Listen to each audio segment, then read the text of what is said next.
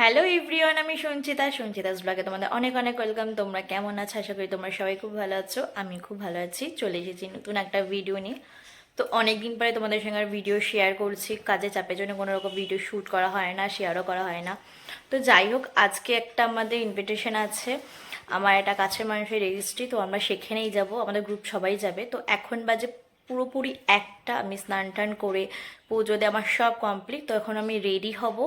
তো এখান থেকে ভিডিওটা কন্টিনিউ করছি। তো চলো আমি আবার রেডি হয়ে আসি। আশা করি আজকের ভিডিওটা তোমাদের খুব ভালো লাগবে। ভালো লাগলে লাইক কমেন্ট শেয়ার করো, সাবস্ক্রাইব করতে তো একদমই ভুলো না। তো চলো আমি আবার রেডি হয়ে তোমাদের সঙ্গে কথা বলছি।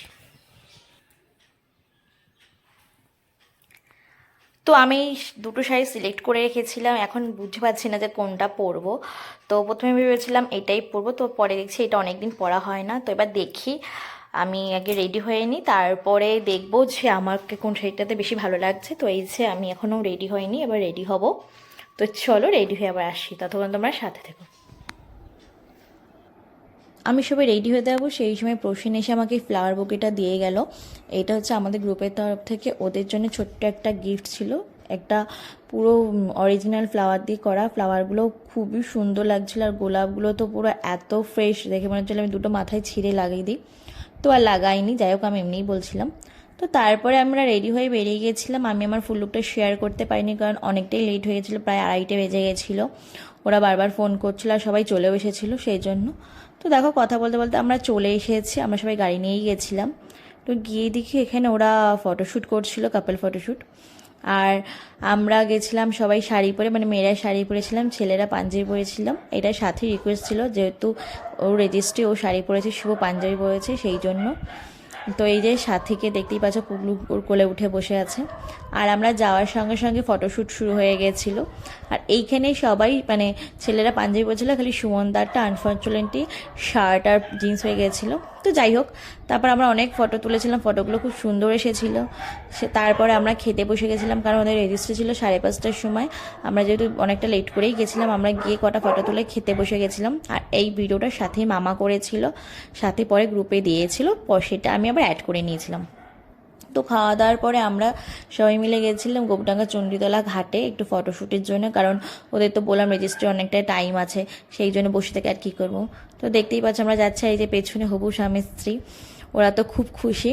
তো আমরাও খুব খুশি ছিলাম, আমরা প্রচুর মজা করেছি। আর এইটা হচ্ছে আমাদের খাটুয়া গার্লস হাই স্কুল, যেখানে আমি আমার 8 বছর কাটিয়েছি।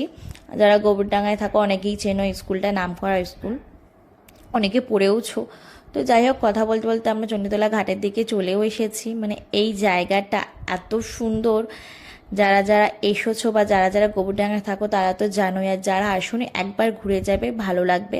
আর সব থেকে বেস্ট পার্ট হচ্ছে এখানে ফটো মারাত্মক আসে, তুমি যেই রকমই থাকো না কেন ফটোগুলো পুরো জাস্ট ওয়াও আসে। তো দেখো কি দারুণ পরিবেশ, আমার তো এত ভালো লাগে এই জায়গাটায়। তো এইখানে গিয়ে আমি প্রসেনকে বলেছিলাম আমার একটা ফুল লুক দিয়ে দাও। তো তখনও আমাকে এই ভিডিওটা করে দিচ্ছিলো। এইটা আমি এই শাড়িটাই পরেছিলাম, ওই শাড়িটা আমার ব্লাউজে একটু প্রবলেম হচ্ছিলো বলে পরিনি। তো দেখো এইদিকে ওরা ফটোশ্যুট করছে, মানে কাপল ফটোশ্যুট করছে, ওদের ফটোগুলো মারাত্মক এসেছিলো। আর আমরা তো প্রচুর ফটো তুলেছিলাম, ফটোগুলো প্রত্যেকটা সুন্দর হয়েছিল। আর এদিকে দেখো সবাই মানে যে যার মতন রয়েছে। আর এদিকে চুকু আর পুগলু যেই কাজ, ওরা ওদের মতন দুষ্টুমি করছে, খেলা করছে। তো তারপরে আমরা তখন 5:15 বাজে বাড়ি চলে এসেছিলাম, কারণ হচ্ছে ওদের রেজিস্ট্রি যে করবে সে চলে এসেছিলো, উকিল চলে এসেছিলো। তো দেখো, আর এই ভিডিওটা আমি করছিলাম বাইরের থেকে, ওরা যেই ঘরে বসেছে সেই ঘরে বাইরে একটা জানলা ছিল, সেই ফাঁকার থেকে, তাই জন্য একটু হাতটা কেঁপেও গেছিলো। তো এই সময় মানে ওদের রেজিস্ট্রি যেদিনকে ছিল, প্রথমে নাকি বলেছিল যে লিঙ্কের প্রবলেম হতে পারে, আমরা মানে একটু টেনশনেই ছিলাম যাতে হয়ে যায়। তো ফাইনালি ঠাকুরের আশীর্বাদে ওদের রেজিস্ট্রিটা দিনের দিনই হয়ে গেছিলো। তো এইদিকে দেখো ওরা দুজন হচ্ছে মানে রেজিস্ট্রি যেই কাজগুলো আছে অফিসিয়ালি কাজগুলো, সেইগুলোই করছিল। আর আমি এখান থেকে বাইরে থেকে ভিডিও করছিলাম, আর ভেতর ওদের সব রিলেটিভসরা ওখানে বসেছিল। তো এরপরেই এখন ওরা লিগালি হাজব্যান্ড ওয়াইফ, ওদের নতুন জীবন খুব ভালো কাটুক, সুখের হোক, ওরা খুব দুজনে ভালো থাকুক। আর এখানে যে যে কাজগুলো থাকে সেইগুলোই হচ্ছিল।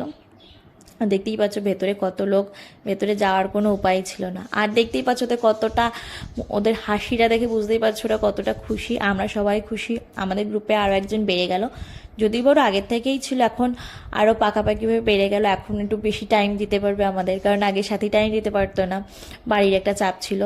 তো এখানে আমরা তখন বাইরে সব দাঁড়িয়ে অনেক হাসাহাসি করেছিল যখন মানে রেজিস্ট্রি হচ্ছিল, আমরা প্রচণ্ড মজা করেছি রেজিস্ট্রির দিন, সত্যি বলতে খুব মজা হয়েছে। আর এইখানে যে নীল শার্ট পরা ওটা হচ্ছে মানে উনি হচ্ছে সাথীর বাবা, আর তার আগে একজন যে সিগনেচারগুলো সে হচ্ছে শুভর বাবা ছিল। তো যাই হোক, এখানে দেখছিলাম, আমার এটা বেশ ভালোই লাগছিলো দেখতে।